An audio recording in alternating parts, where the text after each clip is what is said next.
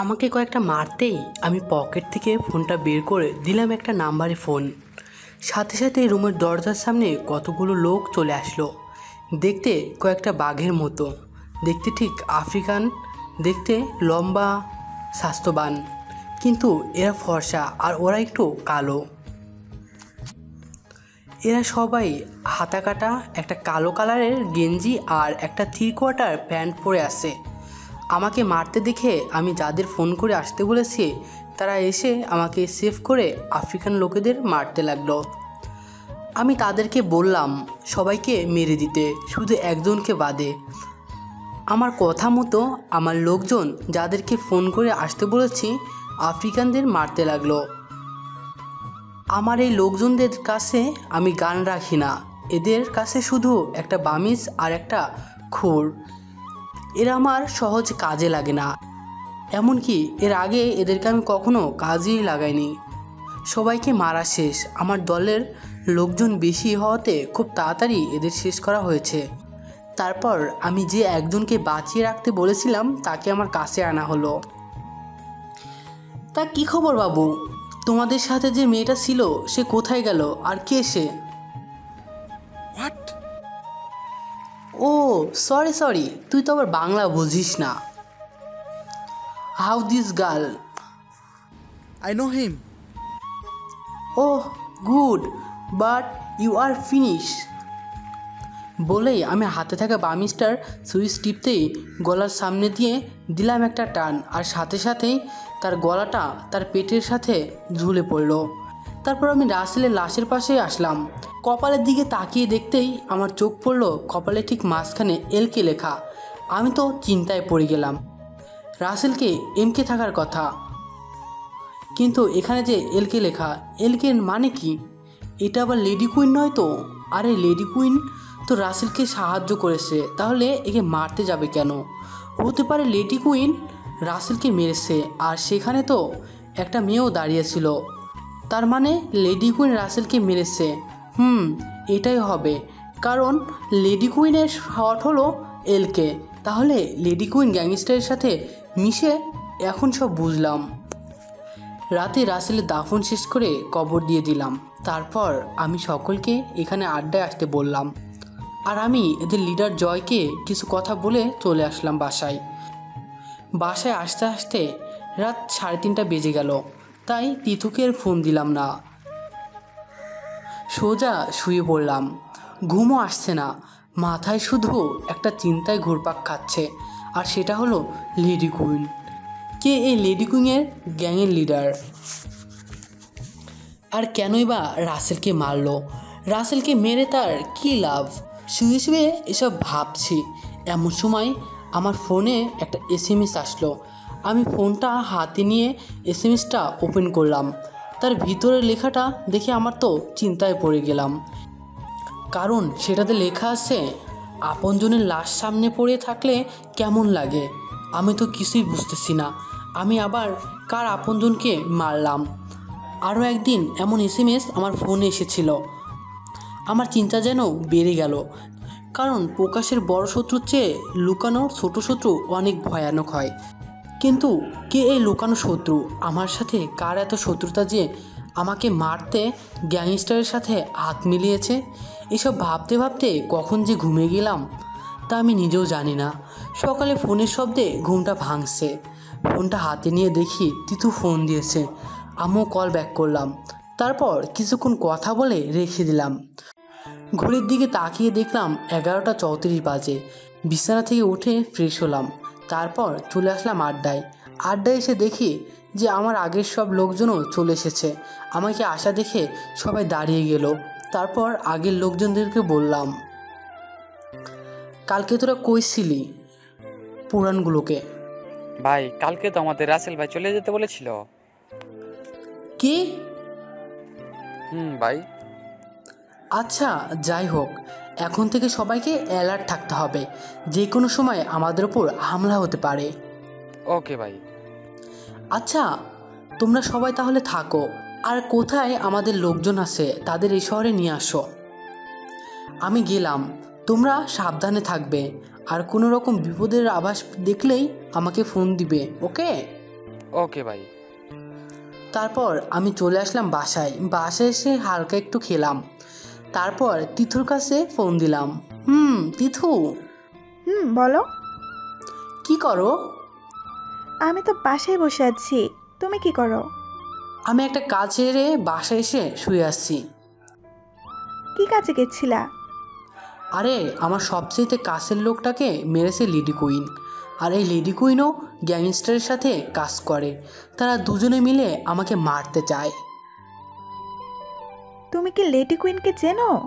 তাকে তো চিনি না, কিন্তু যদি জানতে পারি কে এই লেডি কুইন, তাহলে তাকে আমি এমনভাবে মারবো যে সারা জীবন পস্তাবে। ওকে, আচ্ছা আমি এখন রাখি, বাবা ডাকতেছে। আচ্ছা যাও, বাই। হুম। ফোনটা কেটে দিলাম। তারপর ঘুমানোর চেষ্টা করছি। এদিকে তিথু ভাবছে, মিস্টার নাজমুল হুদা, এখন বুঝতেছিস আপনজন মরলে কেমন লাগে? আর তুই তো লেডি কুইনকে দেখিসনি, আর দেখলেও চিনতে পারবি না। তোর মৃত্যুর দিনে তোর সাথে লেডি কুইনের দেখা হবে, সেদিন দেখবি আর চমকে উঠবি। সময় হলেই তোকে দেখা দেবে লেডি কুইন। আমি অনেক কষ্ট করে ঘুমালাম। বিকালে ঘুম থেকে উঠে ফ্রেশ হয়ে রাকিবকে ফোন দিয়ে বাইরে চায়ের দোকানে আসতে বললাম। তারপর আমিও চলে আসলাম সেই চাচার চায়ের দোকানের সামনে। তারপর চায়ের অর্ডার দিলাম। এর মধ্যেই রাকিবও চলে আসলো। দুজনে মিলে আড্ডা দিলাম।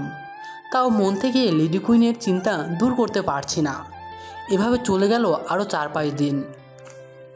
এখন আমি লেডি কুইনের খোঁজ পাইনি।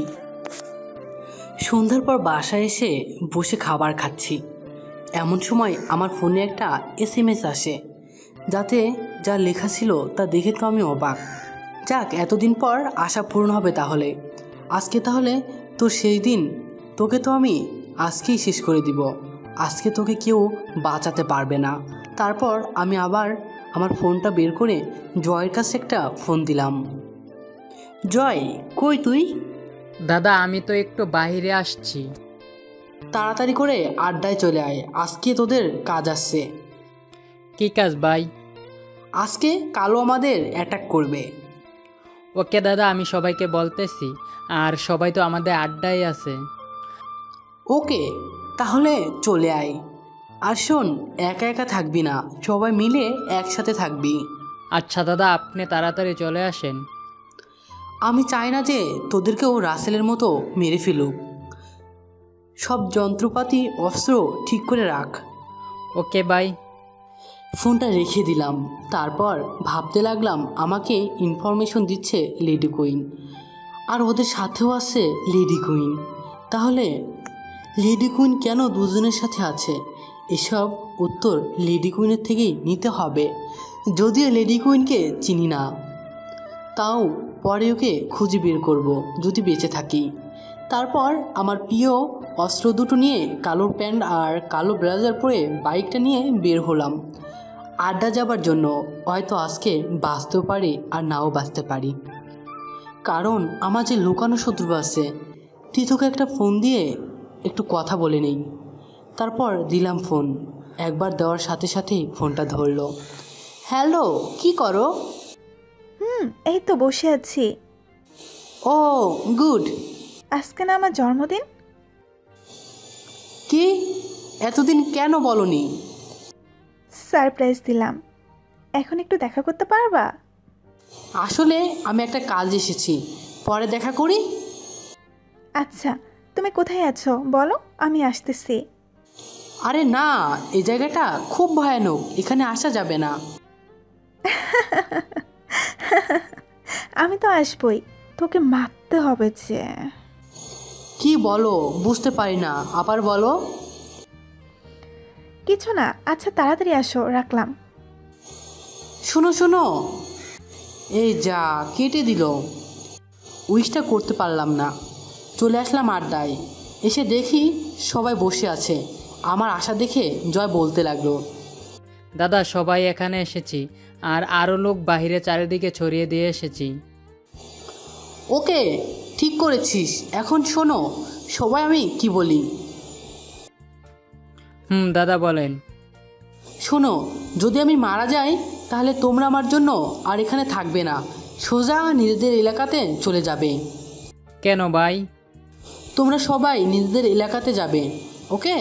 আর আমি যতক্ষণ আসি ততক্ষণ আমার সাথেই থাকবে, ওকে? আর আমি জয়ের অ্যাকাউন্টে টাকা পাঠিয়ে দিয়েছি, যা দিয়ে তোমাদের সবার ভালো মতোই জীবন কেটে যাবে। জয়, সবাইকে দিয়ে যা বাঁচবে তা তুই রেখে দিস। আর কোনো কথা বলতে পারলাম না, এমন সময় শুনতে পেলাম কে যেন হ্যান্ডস মাইকে বলতেছে, মাফিয়া কিং, তোমার খেলা শেষ। আমি তোমাদেরকে চারদিক থেকে ঘিরে নিয়েছি। তোমার আর পালানোর কোনো জায়গা নেই। আমাদের কাছে আত্মসমর্পণ করো। আমি সবাইকে লুকিয়ে পড়তে বললাম। আমার কথা মতো সবাই সবার পজিশনে লুকিয়ে পড়ল। আমি একটা চেয়ারে বসে দরজার দিকে তাকিয়ে থাকলাম, কে এই কালো এটা দেখার জন্য। হঠাৎ করে প্রায় 70 থেকে 80 জন আফ্রিকান লোক আর বাংলাদেশের লোক ভিতরে ঢুকে পড়ল। আড্ডা দেওয়াটা বড় হওয়ার কারণে কোনো সমস্যা হলো না সবার একসাথেই ভিড়ে আসতে। হঠাৎ করে একটা লোক পেছন থেকে সামনের দিকে আসতেছে। লোকটার মুখ দেখতে পারছি না, কারণ সে একটা রেইনকোট পরে আছে। আর পেছন থেকে কে যেন তার পিঠ বরাবর একটা লাইট ধরে আছে। লাইট ধরার ফলেই আমি রেইনকোট পরা লোকটির মুখ দেখতে পারছি না। এতক্ষণে এটা বুঝে গেছি যে এই লোকটাই কালো। কালো আমার সামনে চলে আসলো আর তার লোকজন সবাই আমার দিকে বন্দুক তাক করলো। কালো বলতে লাগলো, তা তুই আমার লোকজনকে মারতেছিস? আমি তো অবাক, কারণ কালো তো আফ্রিকান, তাহলে বাংলা জানে কেমনে? আমি অবাক হয়ে ওর দিকে তাকালাম। অবাক হচ্ছিস আমার বাংলা দেখে?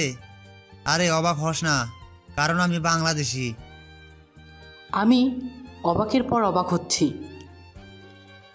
আসলে আমিও আগে বাংলাদেশে ছিলাম, কিন্তু আমার শ্বশুরবাড়ির কিছু লোকজনকে মেরে আমি আফ্রিকায় চলে গিয়েছিলাম। আমি টাকার ক্ষমতার জন্য নিজের শ্বশুর শাশুড়িকে মেরেছি। তারপর আমি আফ্রিকায় চলে গিয়ে সেখানে রাজ করতেছি। ও ড্রাগসের সম্রাট গড়ে তুলেছি।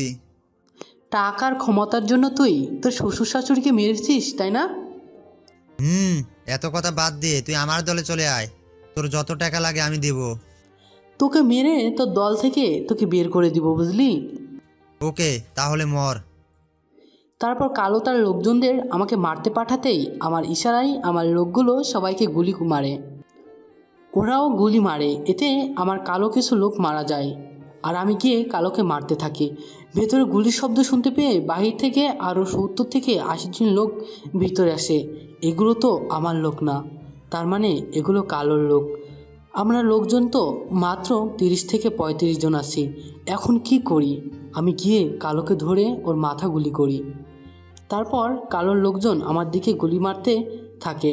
একটা গুলি এসে আমার কাঁধে লাগে আর আমি তখনই আমার লোকদের বলি চলে যেতে। তা তো যাবেই না, পরে সবাইকে পাঠিয়ে দিলাম। তারপর আমি লাইটে গুলি করে রুমটা অন্ধকার করে দিলাম। বামিজটা বের করে অন্ধকার প্রায় 30 থেকে 40 জনকে মেরে দিলাম। আবার মারতে শুরু করলাম। হঠাৎ করে কোথা থেকে একটা লাইটের আলো আমার মুখে এসে পড়ে আর আমি ঝাপসা দেখতে শুরু করি। পেছন থেকে কে যেন আমার মাথায় বাড়ি একটা লাইট দিয়ে মারে আর আমি ফ্লোরে পড়ে যাই। বাইরের দিকে তাকালাম, কে এই লাইটটা মারলো এটা দেখার জন্য। সেই লাইট মারছে আর সামনে আসতেছে। আমি আর উঠে দাঁড়াতে পারছি না, শরীরে কোনো শক্তি পাচ্ছি না। ও হঠাৎ করে লাইটওয়ালা লোকটা আমার সামনে চলে আসলো। এসে যা দেখলাম আর সে যা বলল তাতে আমি শক খেলাম। কোনো কথাই মুখ দিয়ে বের হচ্ছে না, চোখ দিয়ে শুধু পানি পড়তে লাগলো। জীবনে প্রথম এতটা ধোঁকা খেলাম, ভাবতেও পারছি না। আসলে যে লাইটটা মেরেছিল সে তিথু, আর সে বলল, কি খবর মিস্টার নাজমুল হুদা?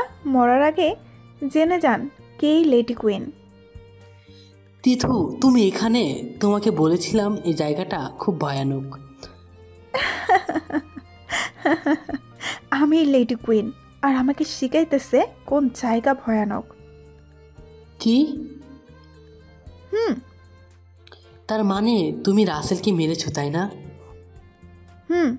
কেমন লাগে আপন কারো মরার মুখ দেখতে? তুমি তো জানতে রাসেল আমার ভাইয়ের মতো ছিল, তাহলে কেন ওকে মারলে? এর একটাই কারণ, তুমি কেন নিশানকে মারলে? তুমি জানো নিশান আমার ভাই হয়। কি? হুম। তুমি তো জানতে নিশান কি কাজ করতো। আর একটা কথা, তুমি জানো কে আমি? এই তুই চুপ থাক। আর তিতু, আমার হাতে সময় নেই, একে মেরে দেই, কি বলো? বাই বাই মিস্টার নাজমুল হুদা দাদা। আর কিছু বলতে না দিয়ে আমাকে ঠাস ঠাস করে দুটো গুলি করে দিল, আর আমার নিথর দেহটা মাটিতে লুটিয়ে পড়ল। লাশটাকে নদীতে ফেলে দিতে বলো কাকু। ওকে ওকে। শেষে শুধু এই কথাটাই মনে পড়ল, আর আমিও জোর করে একটা কথা বলে উঠলাম, যদি বেঁচে থাকি আবার ফিরে আসবো এই mafia king. Mafia king will be back. আর এদিকে তিতো গান শুনতেছে। মাফিয়া কিং গল্পটি যদি ভালো লেগে থাকে তাহলে অবশ্যই জানাবেন, তাহলে সিজন 2 নিয়ে আসবো।